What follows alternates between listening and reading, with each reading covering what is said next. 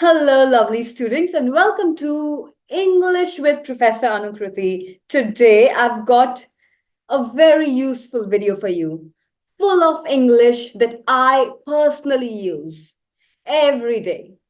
Now, you're going to learn around 19 to 20 phrases that I and a lot of other people who speak English regularly use on a daily basis. Before we get started, I want to remind you that I've made a beautiful free PDF document to go along with this video. It contains all of the vocabulary and the phonetic transcriptions to help you with the pronunciations, extra examples, and a quiz at the end to test your understanding. If you'd like to download that, just click on a link that I'm going to be sharing with you soon and add your name and your email address, sign up to my mailing list, and the PDF will arrive in your inbox. After that, you will automatically receive all of my free weekly lesson PDFs plus my new course updates and offers. It's a free service and you can unsubscribe at any time. Okay, let's get started with our phrases. What I like to imagine is that I have a huge vocabulary pool and I'm going to use all kinds of interesting and beautiful phrases every day. The truth is that I repeat myself quite often from one day to the next. I cling on to words like a magnet. Trust me, I cling to my phrases as if I were a magnet. And I use them again and again and again until people say, "Can you just stop saying that, please?" Like most of you who've spent a lot of time, a lot of days doing similar activities like working, eating, hanging out with friends, hanging out with my pet. And I've got some phrases which I use every day without even thinking about them. And that's why I want to give you all of my bank. And I'm not talking about my money, I'm talking about my personal vocabulary bank through this video. Learn these phrases and you will be able to get through a lot of the day in an English speaking environment without having to think too hard about what you're saying. And that's what we want in life, to not think too hard. I'm going to start with some general phrases that I say anytime and any place. Number one, what a shame. What a shame. It's a shame. This is such a great response to something that's negative or unfortunate, something unfortunate that happens, or somebody tells you about something unfortunate that has just happened. It's better to use it for small inconveniences like our favorite restaurant is booked up on our anniversary. What a shame. Did you understand? Or Jean can't come tonight. She's busy. What a shame. Yes, it's best to use it for small inconveniences. Don't use it when someone tells you that their pet died or something more serious has happened. I don't feel it's not strong enough for that. Number two, I haven't got a clue. I haven't a clue. I haven't got a clue. This phrase means I really don't know. Now, I wouldn't recommend using this phrase with your boss or when something is very important because it can seem to be a bit too casual, like you don't care. No, I haven't a clue. I haven't got a clue. We normally use got with haven't. I haven't got a pen. I haven't got time. But in this phrase, sometimes we are a bit more old-fashioned and we say, I haven't a clue. I haven't got a clue with friends or family. Do you know Where the binoculars are? No, I haven't got a clue. Sorry. Okay. Number three. I use this all the time. To cut a long story short. To cut a long story short. I really do need to work on making my long stories shorter. I have a habit of starting a story with a lot of enthusiasm, especially in front of a group of people. And then I lose the plot. It doesn't go anywhere and I don't finish it. I just trail off. To cut a long story short, we use this phrase to say, I'm going to tell you the main point of the story or cut out all the extras of that long story and give you the main plot. And I'll make this long story short by just telling you the essential information. We often say this when you realize that you've been waffling on for a while and you need to get to the point. To waffle, here I use the phrasal verb to waffle on, is to talk for a long time without saying anything really of value or anything interesting. Sorry, I've been waffling on for hours now. I've been waffling for hours. You add the preposition on to turn waffle into a phrasal verb. And it just adds emphasis and it implies that it's an ongoing action. I actually can't believe that I've been waffling on about the phrase to waffle on. That is just so uh, absurd. Let's get back to cut a long story short. Sometimes you prefer this phrase with anyway, which is another word I use about 150 times a day. Anyway, to cut a long story short, I'm sorry if I go on a bit. I just get really excited by words and phrases because I want you to know them all. Let's go to number 4, okay? Because otherwise I'll just go on with the to cut a long story short. So number 4 is to make up your mind. Just make up your mind. This is the last general one, the last general phrase in my kitty, and it means decide or make a decision. We tend to use this phrase when we are a bit frustrated because someone can't or won't decide. I say it to my dog all the time when he's standing on the doorway, wondering whether to go outside or not, letting in a lot of hot air and lots of dry leaves. Make up your mind, make a decision. Okay, so these are my general phrases. Now I'm going to move through my work day from morning till evening. So let's get cracking. Let's get on with it. Yes, please take a moment to write down, let's get cracking, which means let's get on with the work. Let's get on with this important task at hand. My dear students, let's get cracking. Morning phrases. I've got 3 phrases to put here because I don't talk a lot in the morning. However, if I am saying anything at 7 a.m., these are the ones I'd use. And these are the ones I'd use the most. Mind if I grab the last. Mind if I grab the last. Mind if I grab the last. Last piece of toast, bagel, tea bag. This is a way to ask if you can eat or use or take the last of something. It's a question I would often ask my mom, or she asks me several times a day. Notice how we omit do you from the beginning of the question.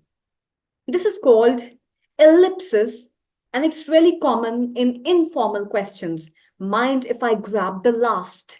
Number 6, I use this a lot. I've got to dash. A shorter one, got to dash. A shorter one than that, gotta dash. So I've got to dash, or got to dash, or shortest, gotta dash. It means that I have to leave quickly, normally because I'm late. You can use it at any time of the day, but I often say it in the mornings because that's usually when I'm in a hurry. Number 7, another similar one, let's get a move on, or let's get going. This is a phrase which we often say when we really want to leave or we need to leave with someone else. It means, come on, we need to go. Let's go. Let's get going. Let's get a move on. It's quite colloquial, quite casual, and quite informal. I would not say it's rude, but sometimes I feel that it's a little impolite because, for example, when my mother says to me, let's get a move on or let's get going, she's implying that I've been slow and we are going to be late because of me. I know I'm slow. I know I'm going to be late. You don't have to tell me that. Because of that, use it with your friends and family, but don't use it with your boss. That is a mistake that some of you might make. So please stick to this phrase only in informal situations with your friends and family. Don't use it with your boss. I'm repeating it. I can't emphasize this enough. Don't use it with your boss. Another one. Let's get cracking. And I used this one at the start of the video. I said that one at the beginning. Remember? Do you remember? It means let's begin. I love using this phrase because it's more interesting than just saying, let's start. Let's get cracking. Let's get over it. Number 9, I really use this a lot. I've got back-to-back meetings today. Back-to-back meetings. If I'm not filming a video, which is my favorite part of the job,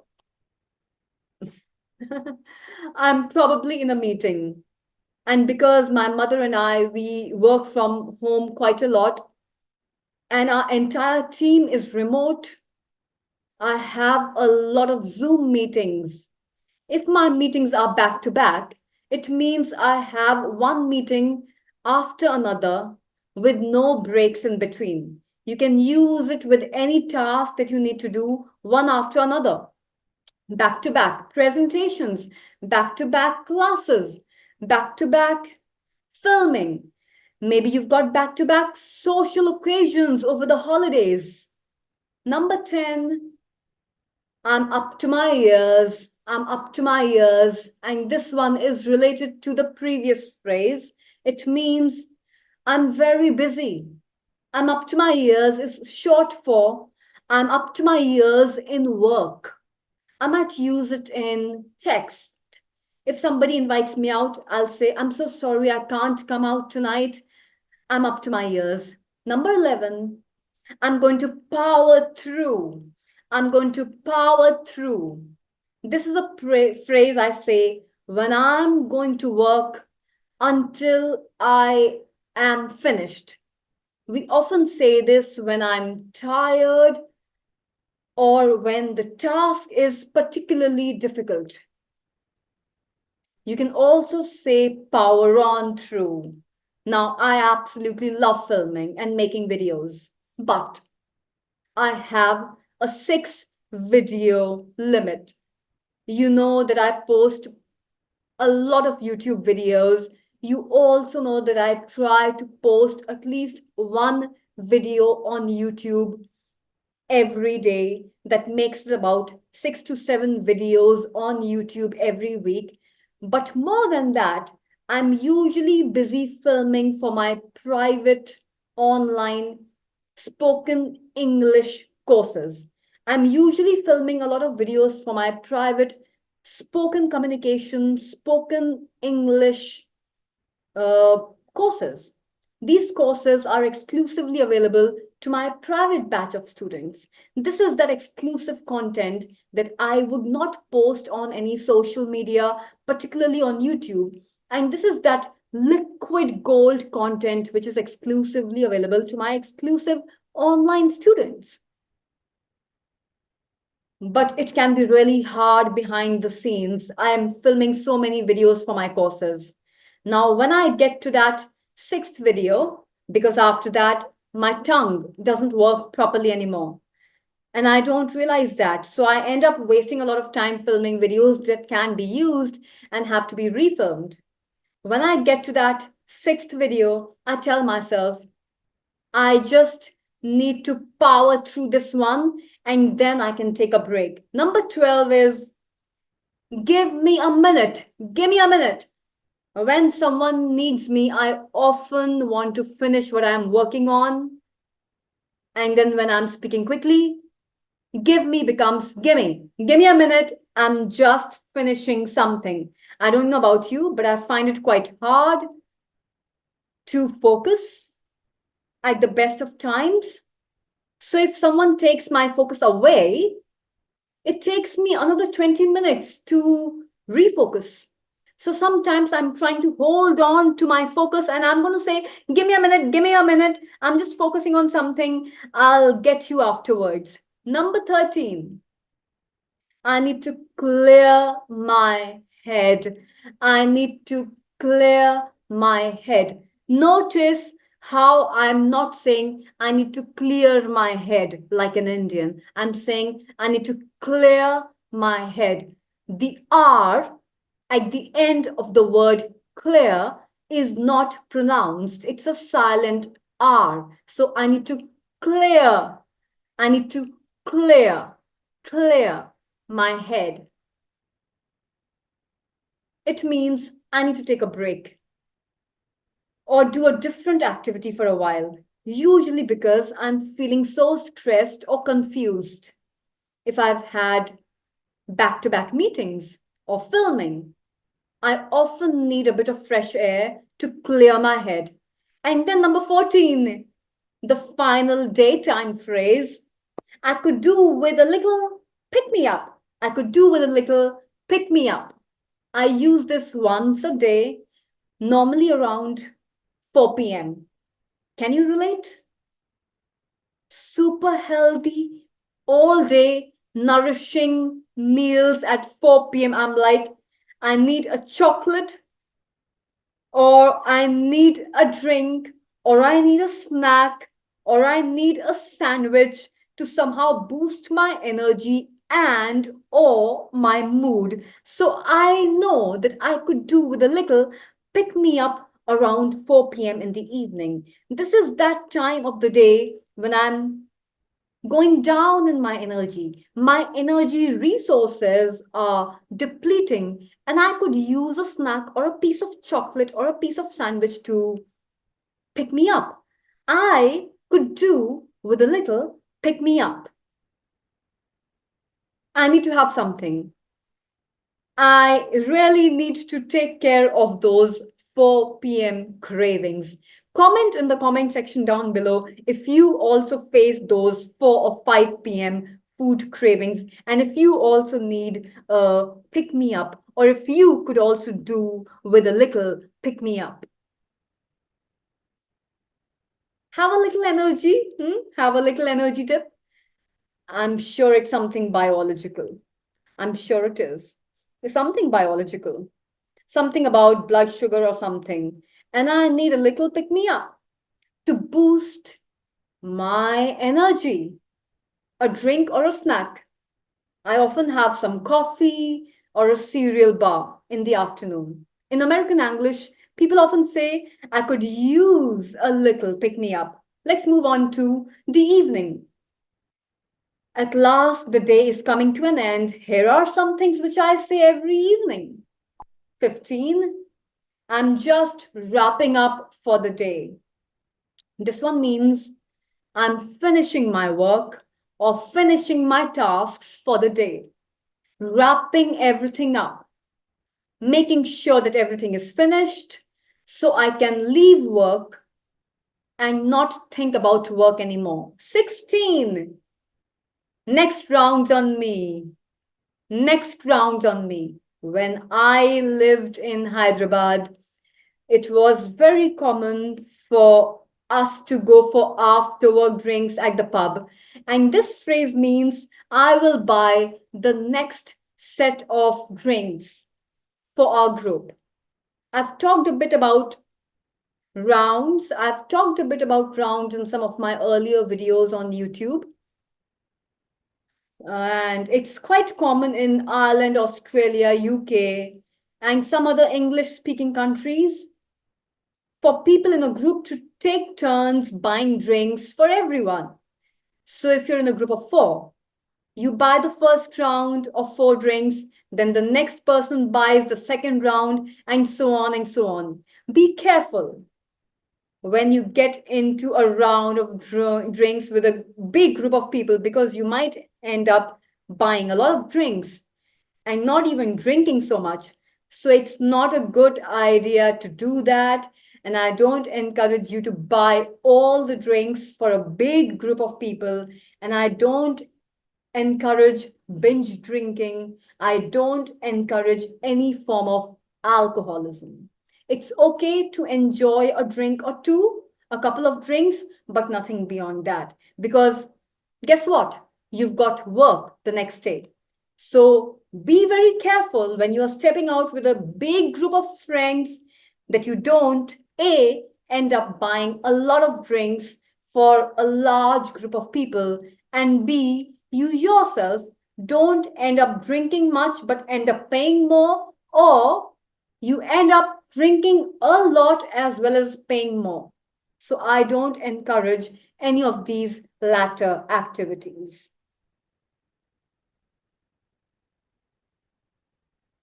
So the next round's on me. It's on me. It means I'm buying it. This one's on me. I'm paying for this one. Dinner's on us. We are paying for the dinner. Number 17. Peckish. I'm a bit peckish after the pub. After dinner time, we need to eat something. This means I'm hungry. Not super hungry. I don't want a full meal, but I could eat something. I could munch on something. When I'm distributing the food that I've cooked, how hungry are you? I would ask, if I'm distributing food on the table and there are guests on the table, I'll ask them, how hungry are all of you? And my friends would say, I could eat. Okay.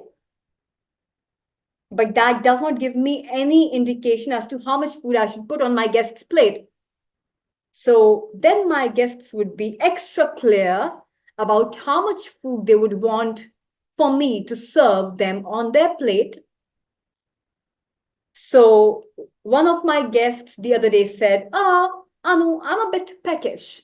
So that gives me a certain idea about how much food I need to serve him or her on their particular plate. The next one for the evening. Fancy a nightcap with a question mark. Fancy a nightcap? Fancy a nightcap? Do you fancy a nightcap? Do you fancy a nightcap? Fancy a nightcap? I always fancy a nightcap when I'm trying to have nightcaps. This one is about, do you want one last drink before you go to bed? It's usually alcohol, but it can actually refer to any drink: hot cocoa, tea, herbal tea, chamomile tea, any refreshing or any calming, soothing, relaxing cup of tea like a chamomile tea, but it's usually alcohol. It could refer to any drink, though.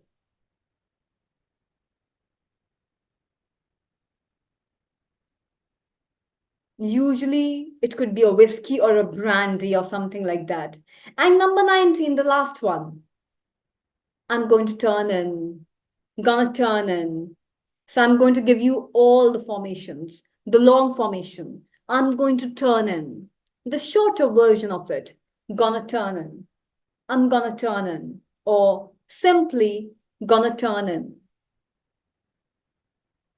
Gonna. Contraction. This phrase means I'm going to bed. And that's exactly how I end my day. By the way, I have a bonus surprise for you. Like I usually do. There's a bonus surprise. What is it? Cause it, hmm, cause it slipped my mind. That's exactly the phrase. It slipped my mind. And it exactly means I forgot. I forgot that I would be offering you a bonus phrase at the end of the video. It slipped my mind. It's a nicer, softer way of saying, I'm so sorry about getting your birthday. I'm so sorry. I'm so utterly and absolutely sorry. I forgot about your birthday. It totally slipped my mind. Or it slipped my mind to post that letter yesterday. It means I really wanted to. I tried to remember, but it just disappeared from my mind. It wasn't my fault. I say this all the time. It was simply not my fault. I say this all the time. And I say this all the time, every day, because I keep forgetting things. So, in order to safeguard myself, I project it onto people as if things just disappeared from my mind. I had no intentions of forgetting. I had all the intentions of remembering and executing and doing and implementing, but things just magically disappeared or they just slipped from my mind. So I would use this phrase so much throughout the day. I use this phrase so often throughout the day. I use this phrase probably the most throughout the day. Just because I'm trying to safeguard myself from people and I'm trying to convince people that I did not forget doing something,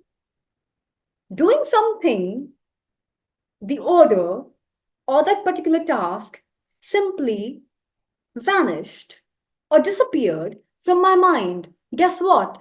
It simply slipped from my mind. It's a very polite and a humble way of trying to safeguard oneself from some other person's angst or frustration or irritation or anger when you know that you have genuinely forgotten to do something, but now that you want to protect yourself and safeguard yourself from that person's anger or frustration, now that you know that you're doing this, you would probably try to use a phrase which is something like, it totally slipped my mind. Anyway, it really is time to wrap up this video. I really hope you've enjoyed it. Don't forget to download the beautiful PDF that I've made for you with the quiz so that you can test your understanding. And the link to get that is going to be shared with you soon. Don't forget to check out my beautiful English courses. I've worked so hard on making them and I have posted them on my private social media channels and they're exclusively available to my exclusive batch of students who apply for these courses. Make sure that you give me a call or you email me to inquire about my beautiful English courses, particularly the spoken English courses. You can study pronunciation, grammar, vocabulary, writing, listening, reading, fluency with me, just as if it were one-on-one, face-to-face classes with me. So, all the best for the next lesson. I will see you soon for another lesson. Bye bye.